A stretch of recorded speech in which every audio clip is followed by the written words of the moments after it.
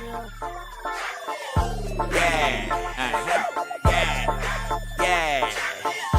up, let's blame it on the alcohol. Bad bitches say roll call. Let's blame it on the alcohol. True niggas, true bitches say roll call. Let's blame it on the alcohol. Bad bitches say roll call.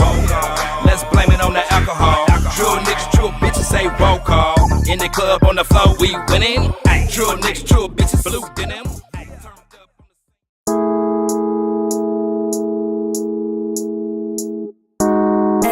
Trill.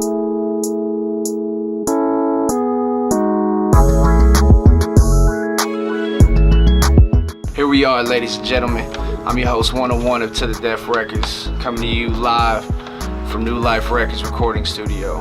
And today, Limitless Royalty Films will be doing a special sneak peek into the infamous ICT Boy, his latest album, and when it'll be dropping very soon. The project, entitled TNTB, is an album that'll definitely be turning a lot of heads in our local community as well as in our national hip-hop history.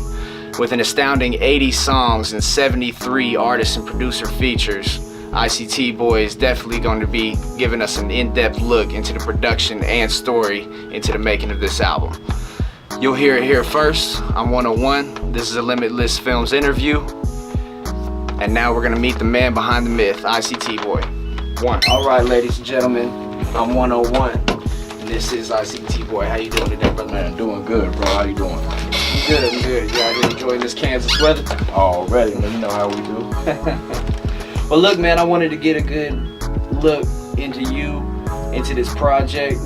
I wanted to get ICT Boy. I wanted to get a good in-depth look at you. So I wanted to start everything out with, I just wanted to know, man, what was your upbringing like, man? What's the story behind you?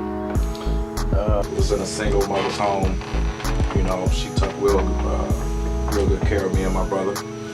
I was just a young kid like everybody else, man. I just didn't get off into the gang life or nothing like that, but you know, a lot of my friends did, and you know, I got associates and stuff like that. But anyways, man, grew up on music, grew up listening to music from my mom.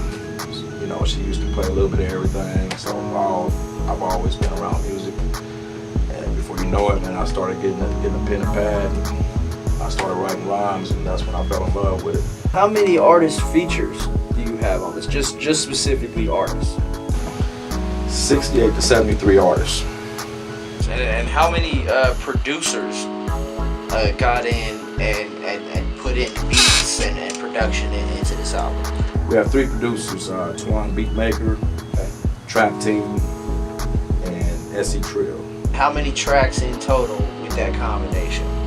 80 in total. 80 tracks. 80 tracks. Now, if you didn't know, that is a first in hip-hop history. Who did you want to mix and master, basically engineer the entire project? I did my research on the studios. You know, I basically went with the first place that I thought that would have the time to even be able to do a project this large. Someone that was professional, and also the first one who reached back at me to even do this, because I made a public post saying, hey, you know, I'm looking for a studio. I wanted to get into, because a lot of people met your base through the KAKE News interviews that you did. Did you want to elaborate a little bit on those interviews and how they came about? How were you feeling about it? The first KAKE News segment, I was at work one day delivering.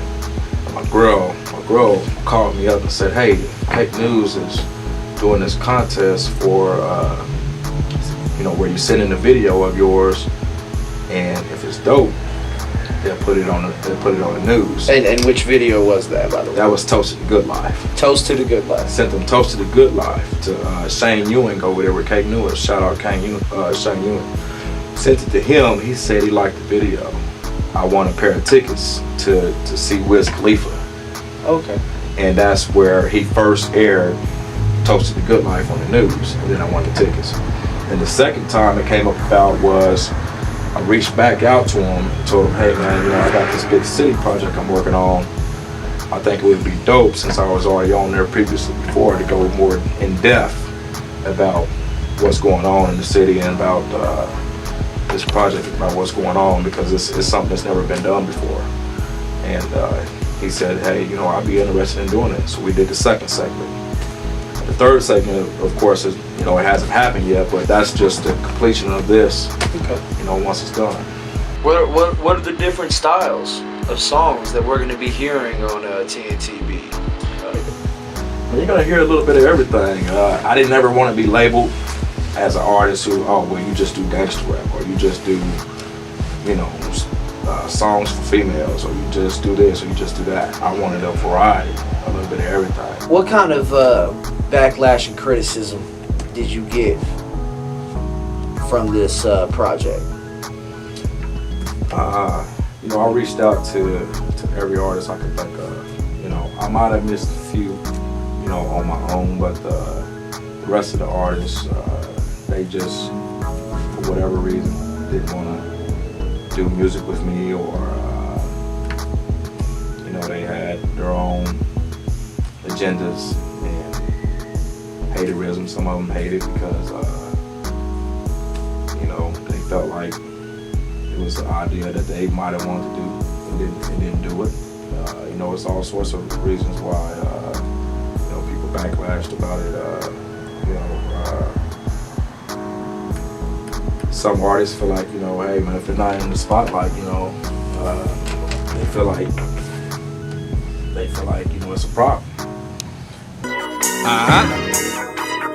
Yeah. Cash, nigga. The hitmaker. You bout that cash, ho? You bout that cash, nigga? I'm bout that cash. You bout that cash, ho? I'ma get your cash, ho? I'm bout that cash, nigga. I'ma get that cash, nigga. Don't check, nigga.